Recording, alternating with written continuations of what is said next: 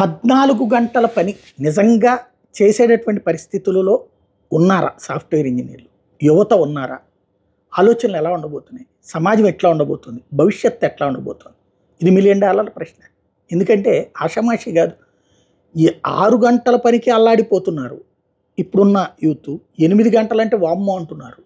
10 గంటలంటే వల్ల కాదంటారు. 12 గంటలంటే అసలే చేయలేమంటారు.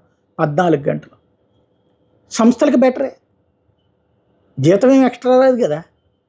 6 గంటలకు ఎంత ఇస్తారో 8 గంటలకు ఎంత ఇస్తారు, 8కి 10 అంతే ఇస్తారు. ఇప్పుడు 10+2 12+2 14 గంటలు. వాళ్ళు మెదడు 24 గంటలు ఫ్రై అయిపోతూ ఉంటుంది. ఇక అసలు ఇంటికి ఏం స్పెండ్ చేస్తారు వాళ్ళు? ఒకప్పుడు మేము షాపుల్లో గుమస్తాలుగా చేసిన రోజుల్లో లెక్క, ఉదయాన్నే 7-8 కల్లా వెళ్ళిపోతే రాత్రి 9-10కి వచ్చేటటువంటి పరిస్థితి. ఇంకా అసలు బయట ప్రపంచంతో ఏం సంబంధం లేదు. ఇల్లు, రాత్రికి వచ్చేటికి అంత తినడం, పడి ఉండటం అంతే. ఆ స్థితి ఈ తరపు యువత కోరుకుంటారా?